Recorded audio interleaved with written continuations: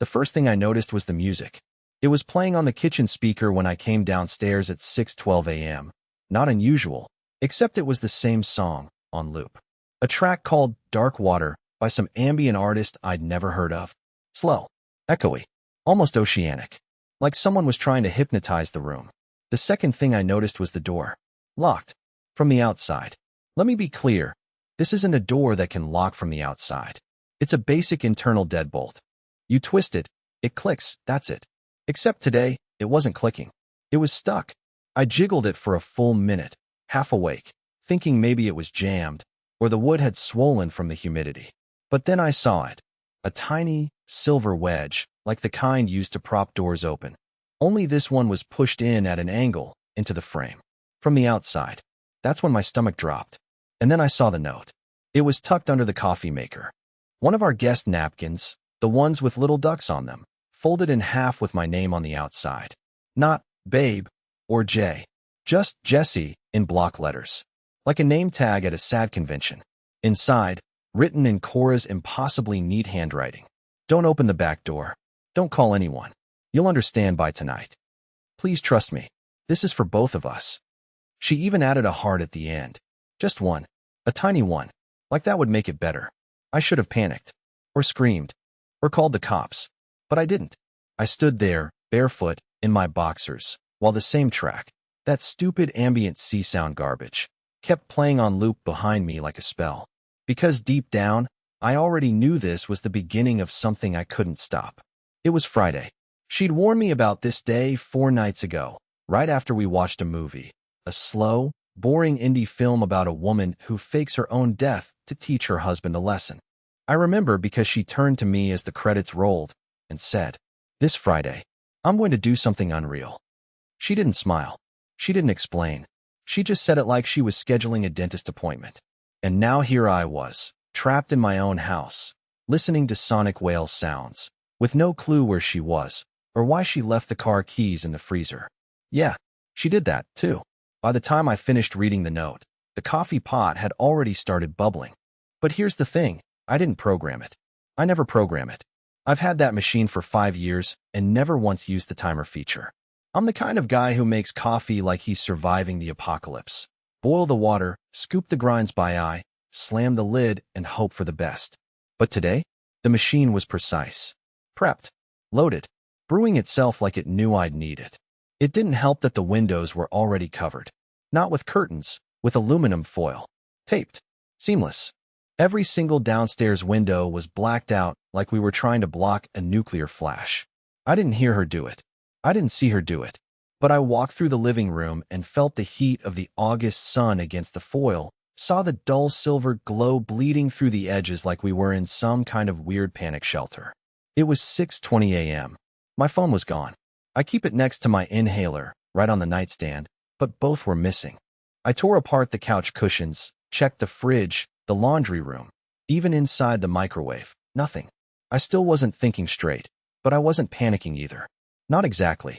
It was like my brain was buffering reality in slow motion. I just kept coming back to the same stupid thought. She told me not to open the back door. She told me not to call anyone. She told me I'd understand by tonight. I sat down at the table and stared at the mug she left out for me. #OneHermit, a novelty mug she got me 2 years ago as a joke because I hate brunch culture. The coffee inside was exactly the way I like it. Splash of oat milk, 2 sugars, 1 ice cube to make it drinkable right away. She knew my routine better than I did. This wasn't a prank. This was a performance. But the part that really rattled me was the hallway mirror. I don't know how long it had been that way. Maybe since last night. But sometime between me falling asleep and waking up locked in my own house, Cora had taken a dry erase marker and scrawled something across it. A single sentence in huge block letters, nearly covering the whole surface. If you still trust me, stay inside until 7:30 p.m. Not a second longer. Not a second sooner. My hands were shaking. I wasn't scared of her. I want to make that clear. Cora isn't dangerous. She's strange, obsessive, unpredictable, but never violent. Never cruel. This wasn't some snap moment. It was too structured for that. This was choreography. A message. A test. I tried to piece it all together. The purple circle on her calendar, The weird humming she started doing 3 nights ago. The cryptic texts I once glimpsed over her shoulder that said things like, "He'll either wake up or he won't." I thought they were about work. Maybe some metaphor for a campaign or client. But now, I was the he. I was the one being tested. I thought about breaking the back door open. I really did. I even went to the garage and grabbed the hammer. But when I looked closer, I realized she hadn't just wedged it shut. She had rewired the deadbolt with some kind of external padlock mechanism. I didn't even know that was possible. I stood there like an idiot holding a hammer, sweating, barefoot, looking at my own locked door like it was mocking me. That's when I saw the light on in the attic. We never go up there. Cora's afraid of spiders, and I'm too lazy to climb those rickety fold-down stairs. But the string was hanging, like someone had been up there recently. Worse, there were footprints. Bare ones. Small. Hers. She'd been up there. I nearly went up. I had one foot on the second step when I heard something drop up there, a soft metallic thud, like a toolbox falling over. And then silence. No footsteps. No scurrying. Just stillness. I backed down slowly. My chest was pounding. And then I saw it. A single piece of paper slid under the bedroom door. I swear on everything I have. It slid out like someone fed it from the inside, even though I knew for a fact I was alone. I picked it up with shaking fingers. It said, "You looked anyway. I knew you would. That's okay. You still have time." I didn't realize the radio had turned on until halfway through my second cup of coffee. I had gone back to the kitchen, not because I was calm, I wasn't, but because I needed something to do with my hands. Every corner of the house felt like it was humming, not with sound, but with tension, like the whole place was holding its breath. That low ambient track from earlier had stopped. Now it was just static. Except suddenly it wasn't. The kitchen radio, the one mounted under the cabinet that we never use, popped to life. The volume was barely above a whisper, like someone trying not to wake a baby. I stood completely still, listening. It was some kind of late-night talk show, but the voice was calm, measured, familiar almost. And then it said my name. Not Jesse like Cora calls me, but Mr. Halbridge, the name on my driver's license. The voice said it twice, like it was checking I was still listening. "Mr. Halbridge, if you're hearing this, then you've followed instructions. Or at least most of them. That's good. That's something." I felt the mug shaking in my hand before I even noticed my fingers trembling. I reached up and tried to turn the radio off, but the buttons weren't responding. I unplugged it. Still playing. I checked the battery backup. It was corroded. Nothing about it made sense. The voice continued. "Today is not about punishment. It's about clarity. You are being given a gift, in a way. Not many people get to see the truth with both eyes open. Please don't look for the cameras. There are none. Your life isn't a show. It's something else entirely." I dropped the mug. It shattered across the floor, splashing hot coffee up my legs, but I barely flinched. Because behind me, in the hallway mirror, I saw something written that wasn't there before.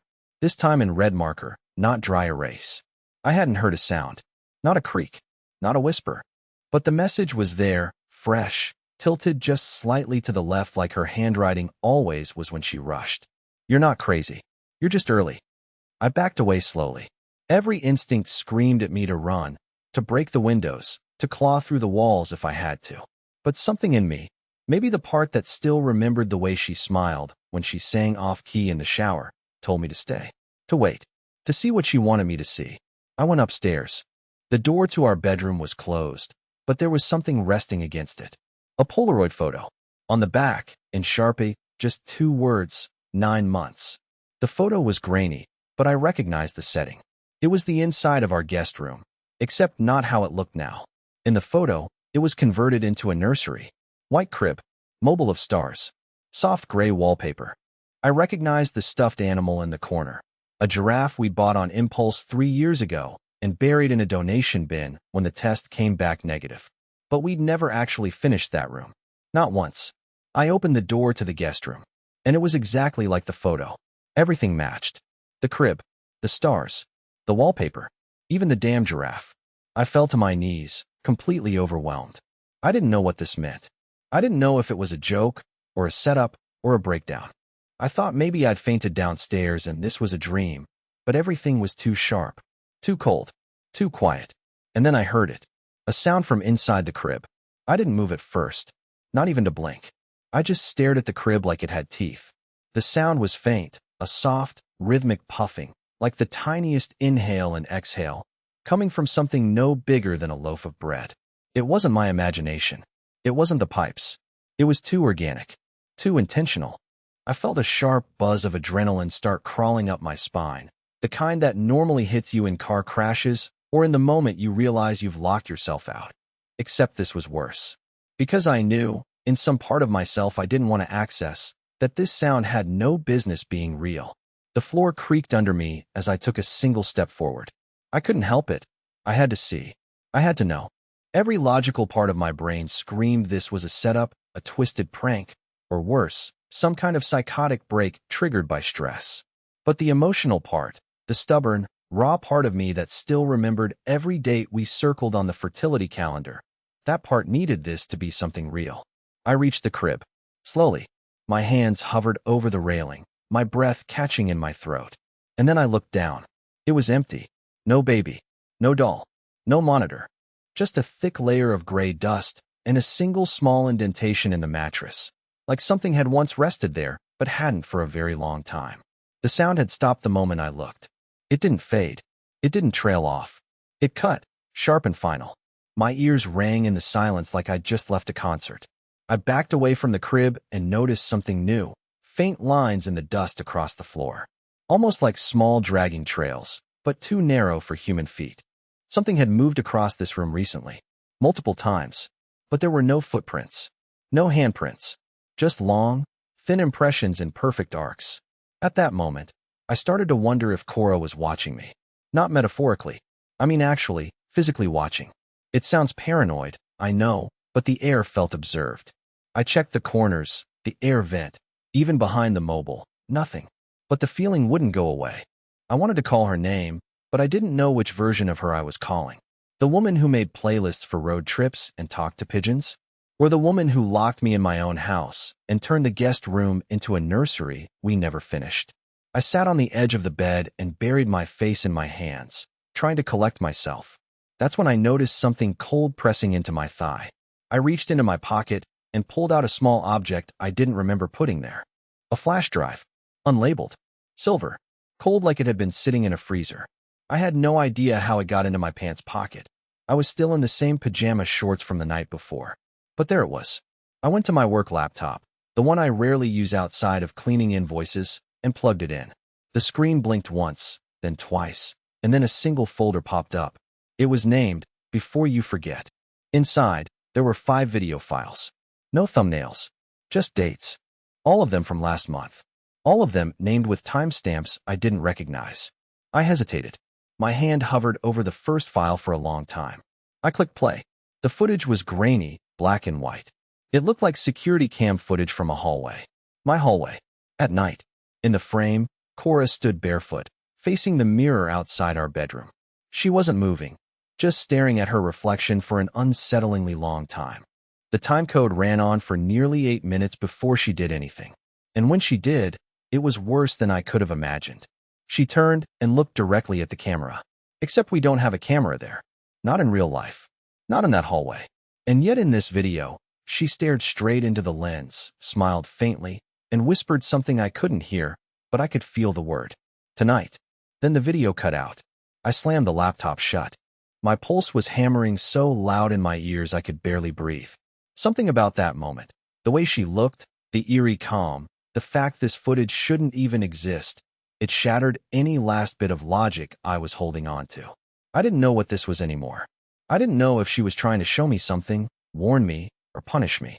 But I did know one thing now with complete clarity. Cora had been planning this for a long, long time. I didn't move for nearly 10 minutes after I shut the laptop. Just sat there in the office chair, staring down at the grain pattern in the desk wood, tracing the tiny grooves with my thumbnail. My whole body was clenched in this low-level tremor. Not fear exactly, but something older, more primal. The kind of feeling that starts in the base of your spine and spreads upward like your body's trying to reject its own nervous system. Outside, the world was silent. I hadn't heard a car go by in over an hour. No dog barks. No birds. Just stillness. And that ever-present hum. Low, electric, barely there. Pulsing through the walls like the house was exhaling. At 9:12 a.m., the lights flickered. It was quick, maybe a second, but I watched the digital clock on the microwave reset. Then the power surged back, but everything felt wrong. The overhead fan in the living room started spinning on its own. The thermostat jumped from 72 to 88. All the lights in the hallway dimmed, then brightened, like someone was manually adjusting them from an invisible control panel. And then, something I can barely explain, the ceiling light in the guest room began clicking on and off in a pattern. Not randomly. It was deliberate. Long flash, short flash. Too short, one long. Pause. I grabbed a pen and started writing it down, instinctively. I don't know Morse code offhand, but it didn't feel like coincidence. It felt like communication. And that's when the hallway closet creaked open. Now listen, I don't believe in ghosts. Or at least, I didn't. My world is built on visible, tangible disappointments. Missed appointments. Overcooked meals. Low battery warnings. But when that door opened by itself, revealing pitch darkness inside a closet I knew I had closed the night before, I swear to you, something in me cracked. I approached it like a man approaching his own grave. I picked up the flashlight from the junk drawer, the one with the duct tape around the handle, and stepped toward the open closet. The smell hit me first. Damp wood. Something slightly metallic, like old coins soaked in vinegar. The closet was empty. Almost. There was a suitcase inside. Not mine. Not Cora's. A medium-sized, navy blue Samsonite with no tags. The zipper was halfway open. I knelt and opened it all the way, and my breath caught hard in my throat. Inside were dozens of cassette tapes, each one labeled in Cora's handwriting. Neat, perfect, like she'd written them with a ruler. The labels weren't titles, just dates, spaced weeks, sometimes months apart. The earliest one was from March 2016, almost a year before I met her. My hands were trembling as I picked one up. There was a small voice recorder sitting underneath the pile, along with a pack of fresh AA batteries. All of it placed intentionally, like someone had prepared it for me. I loaded the first tape and pressed play. Silence. Then static. Then Cora's voice. Younger, lighter, but unmistakably her. This is entry 1. Subject is unaware. Observation begins at 7:46 p.m. My stomach twisted. She was breathing into the mic like she was hiding in a closet herself, whispering into the void. The tape went on for nearly 5 minutes, just her quiet narration of someone. But it wasn't me. It couldn't have been. In 2016, I was still dating a woman named Ruth and living 2 cities away. But she described a man who sounded just like me. His habits, his hobbies. She even mentioned the aquarium business before I ever launched it. He talks to the fish, like they understand. He thinks he's alone in this. I ripped the tape out and tossed it like it burned. My heart was pounding in my ears. I looked down at the other tapes, dozens more, each with a different date. I didn't want to play them, but I also couldn't ignore the feeling that something about me had been known long before I ever met her. I stumbled back into the hallway, gripping the recorder like a weapon. That's when I noticed something else. The family photos, the ones on the wall by the stairs, had changed. They weren't replaced. Not fully. They were the same frames, the same backgrounds, same clothes, but my face in each one looked off, blurred slightly, a different expression. In one, I was smiling in a photo I knew I had scowled in. In another, I was wearing a shirt I didn't own. In one, I was missing entirely. Just Cora, staring straight at the lens with a neutral face, like she was posing next to a placeholder. I tore one off the wall and opened the back, thinking maybe she had tampered with them. Some Photoshop joke or sick manipulation. But inside the frame, pressed behind the photo, was a single strip of paper. On it, typed in courier font, "You are version 7. This one is lasting longer." I dropped the frame and backed away dizzy. I felt the walls spinning, or maybe it was me. I don't know. I ran to the bathroom and splashed water on my face. Looked into the mirror. And for a moment, maybe less than a second, my reflection didn't blink when I did. I didn't look in the mirror again after that. Not for hours. I couldn't. Not because I was afraid of seeing something else, but because I was afraid of seeing nothing at all. Of confirming, in some cold, permanent way, that whatever version of myself was currently walking around this house wasn't completely me. I sat on the stairs for a long time after that, holding the strip of paper from the picture frame between my fingers, rereading the words, "You are version 7. And then, this one is lasting longer." It didn't feel like metaphor. It felt like data, a measurement, like someone or something had been tracking how long I stayed functional before breaking. And I was dangerously close to breaking now. By noon, the ambient hum had returned. Louder. The house itself seemed to vibrate in tune with it, like all the drywall and foundation beams were strung together by a single note. I opened the freezer and found every ice cube in a perfect spiral pattern in the tray. The living room plants were turned backward, their leaves facing the wall. There were impossible details everywhere, like the world was being reset slightly off model. At 12:34 p.m. exactly, the front door unlocked itself. I didn't even hear a key. It just clicked. I rushed over and pulled it open, half expecting to see Cora standing there in some dramatic pose. Trench coat, briefcase, sunglasses, like she was in a movie I hadn't been cast in. But no one was there. Just the front step. And a delivery box. No label. No branding. Just a matte black cube, sealed with a thin strip of translucent tape. I picked it up. It was heavier than it looked, almost dense, and brought it inside. Against every instinct I had left, I peeled it open. Inside was a single object. A bloodstained shirt. My shirt. One I hadn't worn in weeks. A faded gray tee with the logo from my aquarium business half cracked from the dryer. Except the stain wasn't dry.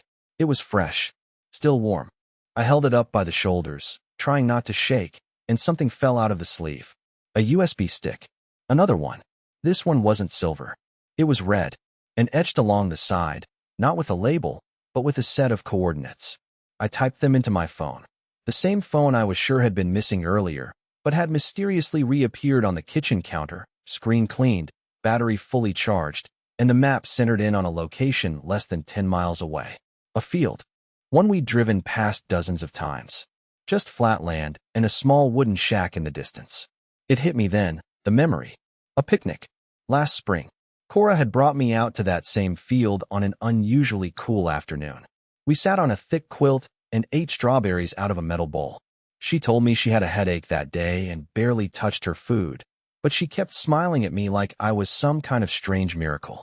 I remember thinking it was too quiet, even for nature. No birds. No wind. Just us.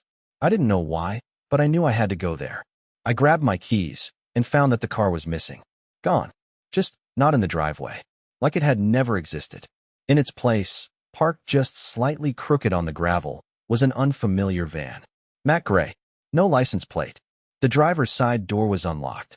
There was a note taped to the steering wheel. You were always going to come. It just took longer this time. Drive carefully.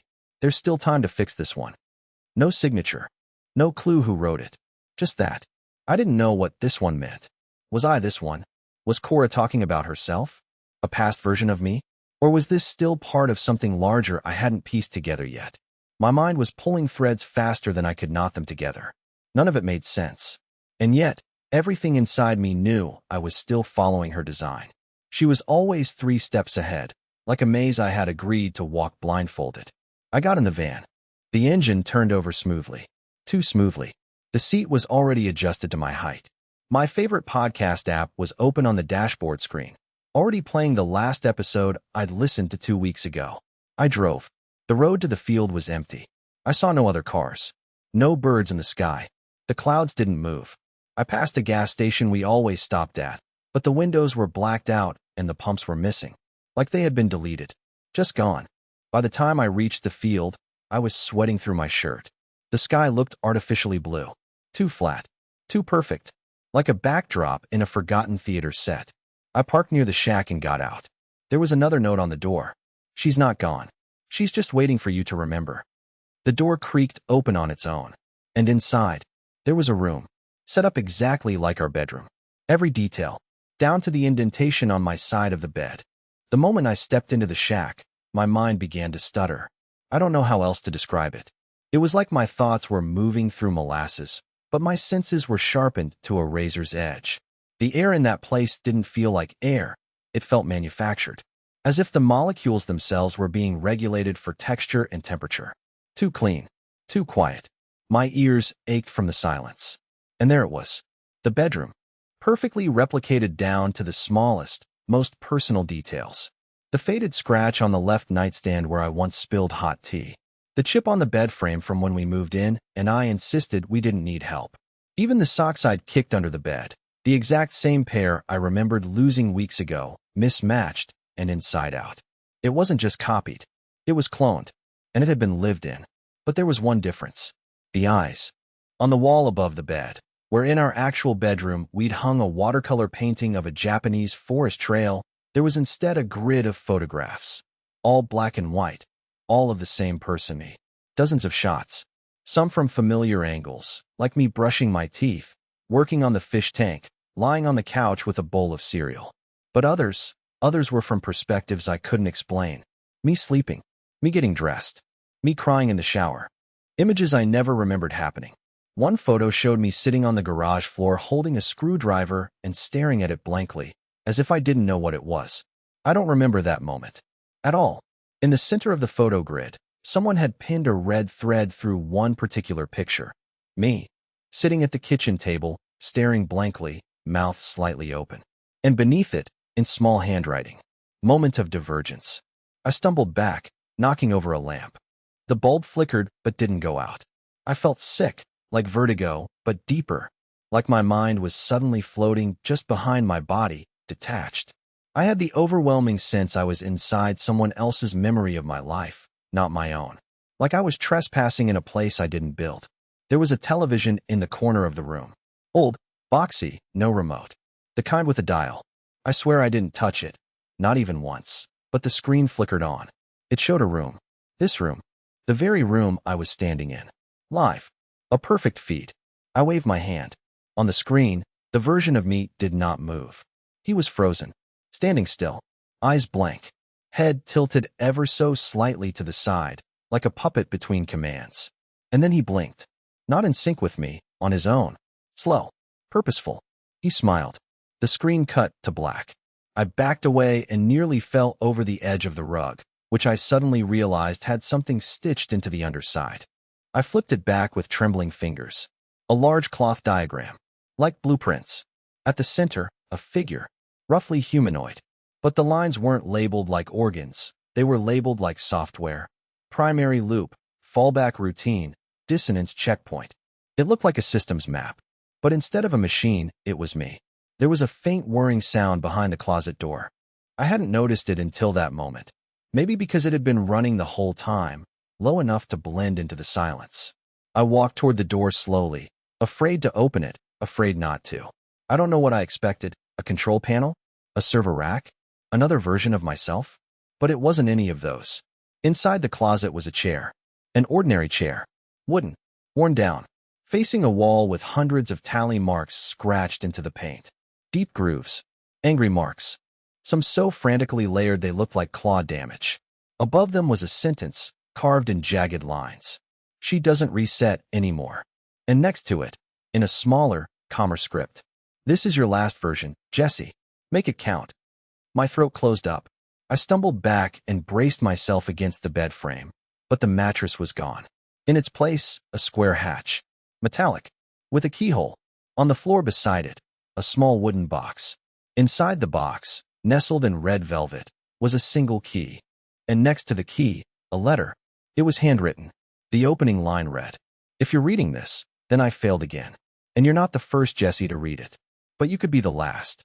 You only need to make one different choice." I sat there for a long time, letter trembling in my hands, with the key pressing into my palm. Something below that hatch was waiting, watching, and somehow, I already knew. Cora had left something down there for me. I don't know how long I sat there, cross-legged on the floor beside that strange hatch, holding the letter like it might change if I blinked. The words on the page didn't shift. They didn't dissolve into riddles or static like I half expected. They stayed solid. Intentional. Written in the soft, deliberate curves of Cora's hand, the way she always wrote grocery lists, birthday cards, love notes that she slipped into my suitcase whenever I had to travel. But these weren't love notes. They were warnings. I kept reading. This version of you got the farthest. That means something. You've begun to ask the right questions. You're not just reacting now, you're choosing. That's how it starts. The others didn't make it this far. Some broke too early. Some opened the hatch before they were ready. Some ran when they should have listened. But you stayed. You felt everything. That's the price of getting out. I reached for the key. It was warm. Warmer than it should have been for a small piece of brass in a cold shack. And when I touched it to the hatch, expecting resistance, maybe even an alarm or mechanical protest, it clicked open with a soft release, like it had been waiting for me. Like it recognized me. I took a deep breath and opened the hatch. No ladder. No stairs. Just a narrow tunnel with curved, smooth walls and soft golden light spilling out from around the bend. It wasn't underground. It felt like I was stepping into a space between walls. Between versions. I crawled forward. The tunnel bent once, then again, and then I emerged into a room I didn't expect. Sunlight. A wide greenhouse. Warm. Humid. Filled with soft green vines growing in neat rows along glass walls. I could hear birds outside. Real birds. Not loops. Not programmed sound. Real wind, too. I could feel it through an open skylight above. The world was still there. And in the middle of the room. Cora. Alive. Not ghostly. Not broken. Not some mirror version or simulation. Just her. Hair tied up, sleeves rolled. Kneeling in the dirt as she replanted a small vine with her bare hands. She looked up when she saw me, and the smile that spread across her face, it wasn't triumphant. It wasn't smug. It was relieved. I wasn't sure you'd make it, she said quietly. But I hoped. I wanted to speak. My throat felt tight. I couldn't find words that made sense.